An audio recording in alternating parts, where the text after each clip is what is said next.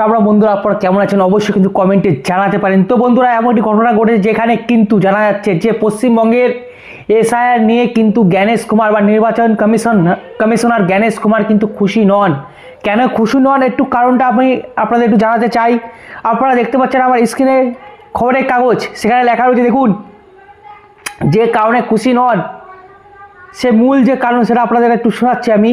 রাজ্যের 2208টি বুথে কোনো মৃত্যু বা স্থানান্তরিত ভোটারের নাম নেই জানালো নির্বাচন কমিশন। শীর্ষে কোন জেলা?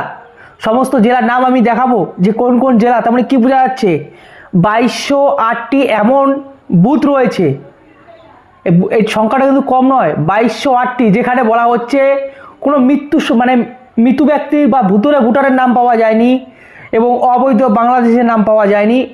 এবং এক কথায় বলা চলে যে 100% বা 100% যে ফর্ম বিলি হয়েছিল সেই ফর্ম কিন্তু ফেরত এসছে 100%। আর এইখানেই কিন্তু নির্বাচন কমিশনার জ্ঞানেশ কুমার কিন্তু ভাবতে শুরু করেছেন যে এটা কি করে সম্ভব, এবং আমরা ভাবতে শুরু করেছি যে এটা কি করে সম্ভব, যে ভাই মৃত্যু ভোটার তো থাকা উচিত। যেখানে আপনারা শুনতে পাচ্ছেন পশ্চিমবঙ্গে এখনও পর্যন্ত 35 লাখ মানুষকে খুঁজে পাওয়া যাচ্ছে না। সেখানে বেশ কিছু জেলা রয়েছে, 2208টি বুথ, ভাবতে পারছেন 2208টি বুথে নাকি শোনা যাচ্ছে 100% ফর্ম রিটার্ন এসছে বা জমা পড়েছে। তারপরে বুঝতে পারছেন কী করে কত সুন্দরভাবে একটা বেশ দুর্নীতি করা হয়েছে, যেটা কিন্তু নির্বাচন কমিশন কিন্তু লক্ষ্য করেছে।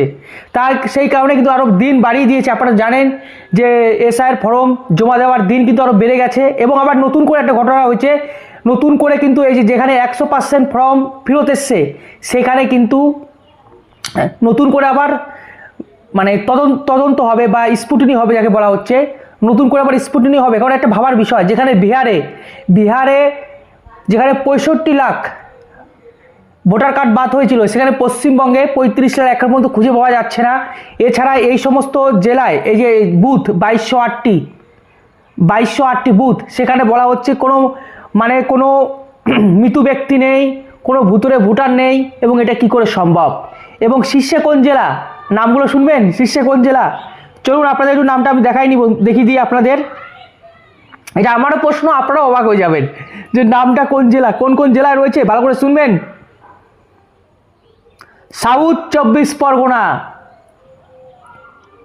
ভাবতে পাচ্ছেন 760, দেখুন লেখা রয়েছে কাউন্ট 760, কোথায় রয়েছে, সাউথ 24 পরগনা।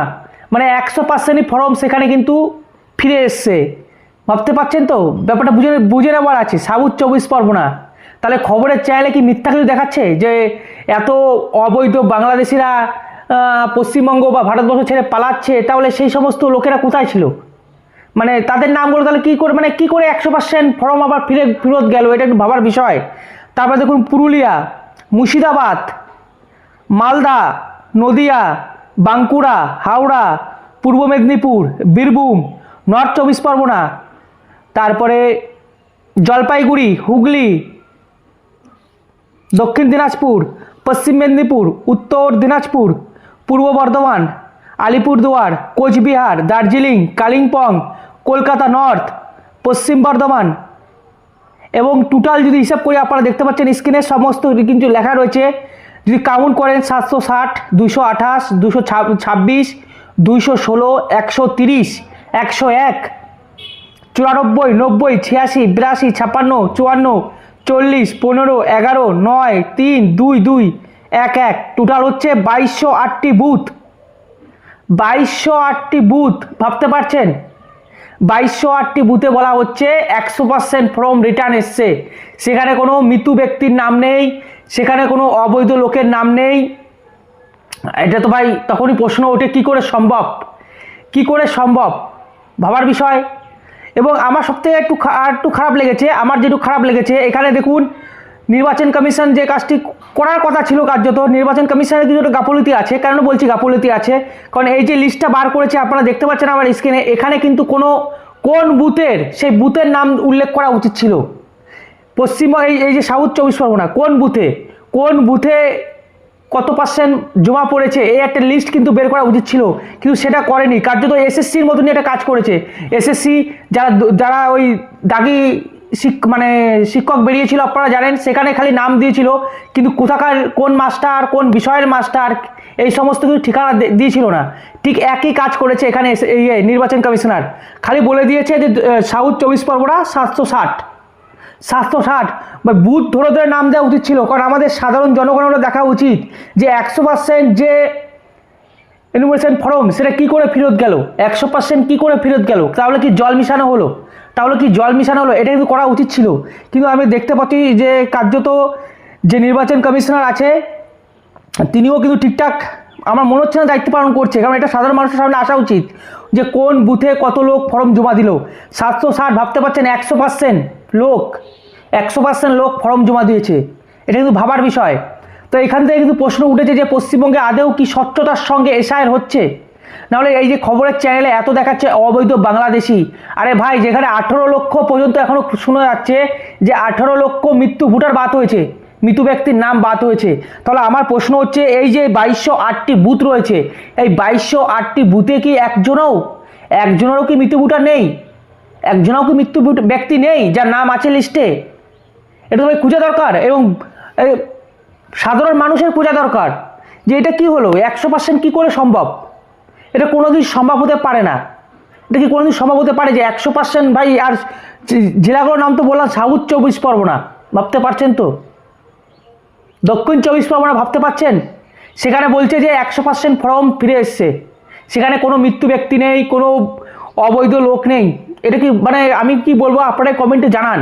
আর এটা উচিত ছিল, প্রত্যেকটা মানুষের জানার উচিত যে কোন বুথে কি মানে কত পরিমাণ ফর্ম আসছে, এবং সাধারণ মানুষের এটা খোঁজ খবর নেওয়া উচিত। বান্দরবানও পেয়েছেন, মানে এখানেও জল মিশাচ্ছে, যেভাবে 26,000 চাকরিতে জল মিশানো হয়েছে সেভাবে এখানেও জল মিশানো হচ্ছে। আর এটাই কিন্তু নির্বাচন কমিশনার জ্ঞানেশ কুমার লক্ষ্য করেছেন, এবং আবারও যেটুকু জানা যাচ্ছে যে পুনরায় স্ক্রুটিনি হবে, পুনরায় আবার তদন্ত হবে, পুনরায় আবার স্ক্রুটিনি হবে। কেমন লাগছে এবার? ভালো লাগছে তো? একদিকে দিন বাড়িয়ে দিয়েছে, আরেকটু যদি দিন বেড়ে যায়, আমি কথা বলছি, আরেকটু যদি দিন বেড়ে যায় তাহলে ভোট যে সময় ভোট হওয়ার দরকার সেই সময় কিন্তু ভোট হবে না। আর সেই সময় যদি ভোট না হয় তাহলে কিন্তু রাষ্ট্রপতি শাসন জারি হয়ে যাবে, আপনারা সকলেই জানেন। তাহলে কিন্তু রাষ্ট্রপতি শাসন জারি হয়ে যাবে। তাহলে কোন দিকে নিয়ে যাচ্ছে, মানে এর জন্য দায়ী কে? মানে রাজ্য সরকার, না নির্বাচন কমিশনার, না যারা বিএলও অফিসার তারা? মানে মানে মামার বাড়ি সমস্ত কিছুতে আগে ডুপ্লিসিটি।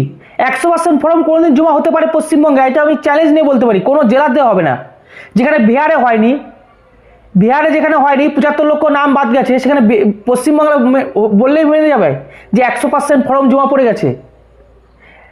একদম মানে কি বলবো, তদন্ত করতে হবে, এটা নিয়ে তদন্ত করতে হবে, এবং পশ্চিমবঙ্গের সাধারণ মানুষদের মানে সামনে আগে আসতে হবে যে এটা কি হচ্ছে ভাই।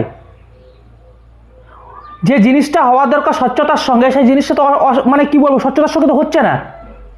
এটা কোনোদিন সম্ভব যে দক্ষিণ 24 পরগনা থেকে 100% ফর্ম জমা পড়ে যাবে? কোনদিন সম্ভব? আপনাদের কি মনে হয়? আপনারা অবশ্যই কমেন্টে জানান। আর আমি তো ভাই বলতে চাই নির্বাচন কমিশনারকে যে যেখানে 90% ফর্ম জমা পড়ছে পশ্চিমবঙ্গের যে কোনো বুথে, সেখানেই তদন্ত হওয়া উচিত যে 90% ফর্ম কী করে জমা পড়লো। বেশ কিছু জেলা আছে যেগুলোতে কিন্তু করা উচিত। আপনাদের কি মনে হয়? আপনারা কত পার্সেন্ট চান যে এত পার্সেন্ট হলেই ভাই আবার দ্বিতীয়বার করে আবার স্ক্রুটিনি করা হোক? এটা 100% মানে ভাবতে পারছেন? এরপরে যাদের ধরুন যে সমস্ত বুথে 1-2টি করে সংখ্যার আর কি লোক, মৃত্যু ব্যক্তি হোক বা অবৈধ লোকের নাম পাওয়া গেছে, তারাও তো লিস্টে চলে আসবে যে আমাদের এখানে কিছু পাওয়া যায়নি। মানে কিভাবে কারচুপি এটা করা হচ্ছে এটা, এবং এটা দেখা উচিত নির্বাচন কমিশনারকে। আমি তো বলবো যেখানে 90% ফর্ম জমা পড়ছে সেখানেই তদন্ত হওয়া উচিত। 100% তো ছেড়ে দিন, যেখানে 90% ফর্ম জমা পড়ছে ভাই কিছু হোক আর না হোক, অন্ততপক্ষে একজন ব্যক্তি তো বেরোবে যে মৃত্যু ভোটার, একজন ব্যক্তি তো বেরোনো উচিত। সেখানে দেখা যাচ্ছে 100% ফর্মে জমা পড়ে গেছে, মানে কি বলবো, আপনারা কমেন্টে জানান। এবং এখানে আমার তো মনে হয় শুধুমাত্র যে রাজ্য সরকারের গাফিলতি সেটা কিন্তু নয়, এটা নির্বাচন কমিশনারও গাফিলতি, কারণ তিনি শুধুমাত্র কাউন্ট বের করে দিয়েছেন যে সাউথ 24 পরগনা এত, আলিপুরদুয়ার এত, পুরুলিয়া এত, কিন্তু কোন বুথে কত ফর্ম জমা এলো, কোন বুথে কত ফর্ম জমা হলো এটা সাধারণ মানুষ জানতে পারছে না। তাহলে সাধারণ মানুষ তো যদি জানতে পারতো ভাই এই বুথে ভাই 100% ফর্ম জমা এসছে, তার মানে কি একটু খোঁজ খবর নিয়ে দেখতো তারা যে কী করে সম্ভব হলো। কিন্তু নির্বাচন কমিশনারও দেখছি ঠিকঠাক কাজ করছে না আমার যদি মনে হয় পশ্চিমবঙ্গের ক্ষেত্রে। আপনাদের কি মনে হয় অবশ্যই কমেন্টে জানান, অবশ্যই কমেন্টে জানান যে পশ্চিমবঙ্গের ক্ষেত্রে একটু হয়তো নির্বাচন কমিশনার একটু ধ্যান দিচ্ছে না, কিন্তু পশ্চিমবঙ্গে বেশি ধ্যান দেওয়া উচিত, পশ্চিমবঙ্গে বেশি ধ্যান দেওয়া উচিত আমি যেটুকু মনে করি। কারণ সমস্ত অবৈধ বাংলাদেশি সব পশ্চিমবঙ্গের বর্ডার দিয়ে ঢোকে এবং গোটা ভারতবর্ষে ছড়িয়ে যায়, গোটা ভারতবর্ষে ছড়িয়ে যায়।